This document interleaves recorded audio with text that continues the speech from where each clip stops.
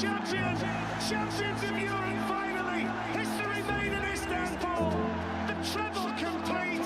The greatest story in club history has an ending! And what a final chapter!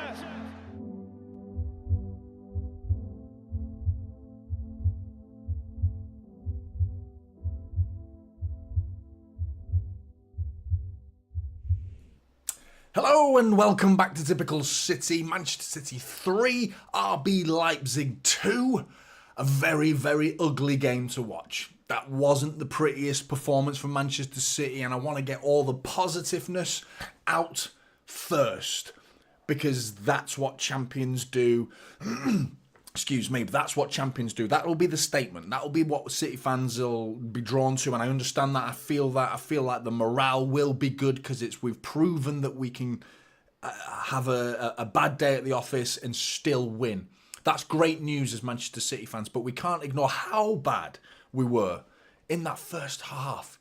I mean, the title says it. Rodri had a stinker. An absolute nightmare from Rodri. I've never seen Rodri play that bad. I remember his first season for Manchester City, and I thought he struggled in his first season like a lot of City players do when they arrive to Manchester City. You tend to give them that 6 month or a year to find their feet and bed into Manchester City. And Rodri had the odd game like that when he first signed for Manchester City. I've never seen him play that bad in a City shirt. It was such simple stuff, to the point where it's like it was something up. Something outside of football. I was talking about it in the Watchalong, and thanks for those who joined me in the Watchalong. Good as usual. And I was just questioning, is there something off? He just looked down. Every time he was giving it away, I mean, I'm looking forward to seeing the stats, what Rodri's stats were for the number of times and giveaways and errors that were all down to him.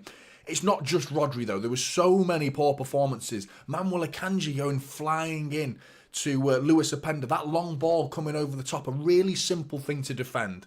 That's basic schoolboy defending, that is. In that situation, you get yourself goal side, you put yourself between your goalkeeper and the attacker. You just place your body in between him and put your hand on his back and don't let him turn. Force him to go backwards.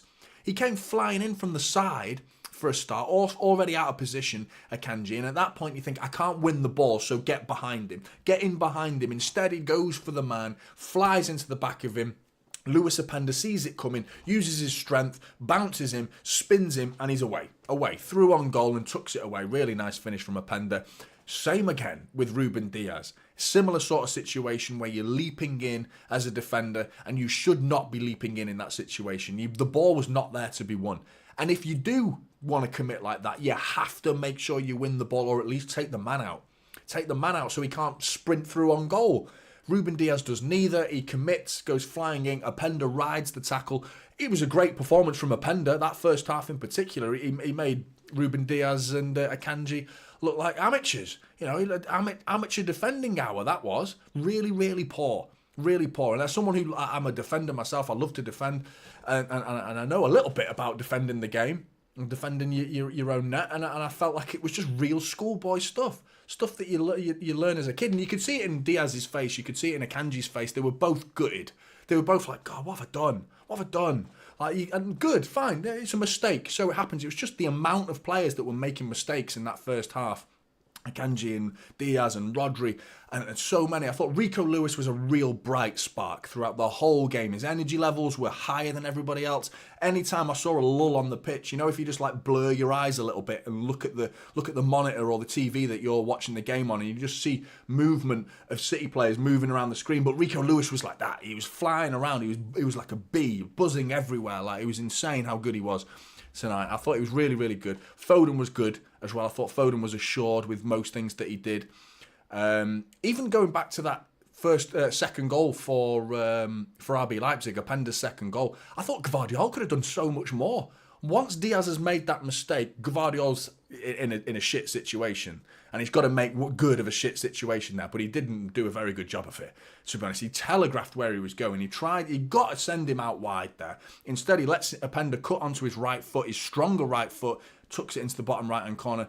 Gvardiol needs to do a bit better there, but he would never be in that position had it not been for Ruben Diaz's committing to a challenge that was never on. But then in the second half, I've seen Uthaki saying Rodri recovered in the second half. He was better in the second half, but I'm not sure he recovered. I saw him giving the ball away a fair few times in the second half as well. One simple little 5-yard pass. We'd already got the game back to 3-2, and he gave it away, and they went through on goal nearly again.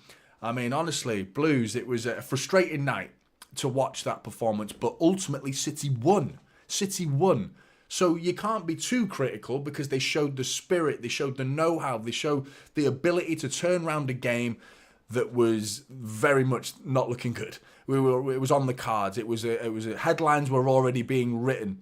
You can just picture them now, the journalists getting ready like, oh, City have drawn to Chelsea, they've drawn to Liverpool, and now they've lost to RB Leipzig. You can almost hear the tippy-tappy of their keyboards across Manchester and across the world. Just getting, City are shit again all of a sudden. But no, we shut that up. We put that to bed by winning. And that's what you need to do in these situations. We all heard about Arsenal beating Brentford 1-0. That's what champions do, apparently. That's what champions do. I thought Arsenal were bang average against Brentford. They didn't impress me at all. I thought Brentford made it a 50-50 game. Arsenal snatched it at the end of the game, and that's what champions do. Well, this is what champions do as well. Play as poorly as that and still come away with a win. But we have to factor in that this is like, I know our people want the respect to be put on RB Leipzig's name, and absolutely rightly so, because they're a class act. There's a reason they were in the semi-finals of the Champions League 2 years ago, or 3 years ago, I think it was now, because they're a good outfit. But they are bang out of form. They've lost 3 of their last 4 away games. They're 5th in the Bundesliga. They lost at the weekend to Wolfsburg. They've got riddled with injuries. Dani Olmo's out, Timo Werner's out, Bichiabu's out, Willy Orban's out. 4 key players for RB Leipzig were missing. And we made such hard work of it against a very out of form side and an injury-riddled side as well. So City don't deserve that big a pat on the back, in my opinion. I thought it was good, well done. We've won the game. That's really what's all that matters at the end of the day. But I'm thinking of the grand scheme of things, the momentum side of things, the setting a tone for the rest of the season going forward. Now, hopefully, this can do the world of good to morale around the camp, and the dressing room can feel good having a win. It feels like it's been a while. Do you know what I mean? Slap an international break in between the Chelsea game and the Liverpool game. It feels like a bloody age since I've last saw City win. And then coming in at half-time at 2-0, I was thinking, fuck, this doesn't feel good. It doesn't feel good what we're watching right now. But they won. They won. And that is what matters. Haaland's finish was brilliant. Fed in round on the outside of his, over his right shoulder, and he used his body to get behind the ball and poke it into that left pocket there with a side foot. Brilliant finish, kind of similar to that West Ham finish on his debut when Kevin De Bruyne fed through with a lot less space this time, but still really good finish from Erling Haaland. Phil Foden was brilliant in both the next 2 goals as well. His touch was brilliant, fed by Gvardiol. Good awareness from Gvardiol to see that pass and not panic and ping it right into Phil Foden's feet. Cushions it brilliantly. Turns brilliantly, receives the ball. Simakan's left on his arse. And then Klosterman stretching his legs out. Feeds that ball right through the nutmegs. Klosterman passes it into that bottom right-hand corner. Really good from Phil Foden. We've got to mention I don't think we win that game without Jeremy Doku. I think the impact he had was clear. I don't think it's a coincidence that Doku comes onto the pitch and our attacking quality goes up and we score 3 goals. And the third one in particular came through Jeremy Doku in particular, because that was him brilliantly fed through by Rico Lewis, if I remember rightly. Doku turning in, getting it into Phil Foden with a nice touch, and then back into Alvarez. Alvarez can't really miss from there. I don't think Alvarez had the impact quite like Doku did. I thought Alvarez came on and he sort of contributed to the sloppiness excuse me, in the second half. I thought he really didn't exactly come on and tear up and light up the Etihad, Alvarez. Doku did, definitely. Doku was brilliant when he came on. He was sensational. Simakan was struggling with him for the majority of the game. But 3 points on the Champions League. We are top, which pretty much it definitely guarantees we're going to be facing a Champions League second leg in the knockout stages at home, we saw the advantage we had with Real Madrid which is really good. We didn't need that advantage against Bayern Munich because obviously they swap it for the next stage. Excuse me, got a frog in my throat. Talking about having an off night, I'm having an off night. Struggling here. Renderex, Rodri looked exhausted. Diaz been off for a few games now. He has, against Chelsea in particular. Akanji was really poor today. Grealish had nothing to offer and could still be recovering from illness. Maybe our subs really ignited the game. Definitely agree with majority of that. I'd only say Alvarez probably didn't have that much of an impact other than scoring. Of course he scored, so it's like, but his actual contribution outside of his goal there was some sloppy touches and passes in there, but I mean, that's his job. Come on the pitch and score. Score he did, so well done, Julian Alvarez. Jamie MS, echoing your thoughts there, Renderex. SJ H as well. Improvement in Lewis in 1 year is insane. 100%. Rico Lewis has been so good. So good. I mean, every time I see him, I'm like, he deserves a start next game, but he never gets it. And it's just that frustration as City fans that we feel looking at Rico Lewis and going, just play him. We thought that with Phil Foden. Play him every game. And I feel it, but Pep's doing the right thing. Just dipping him in the water every now and again. There you go, have a little game. Have a game. Another little game. Here and there. Just slowly building up his confidence.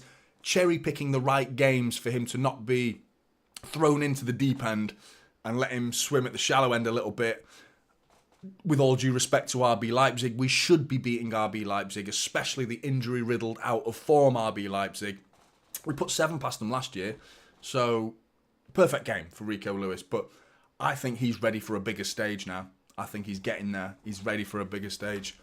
My voice is going, so I'm going to have to cut the stream short. But thank you very much for joining me in this stream, and I will see you in the next one.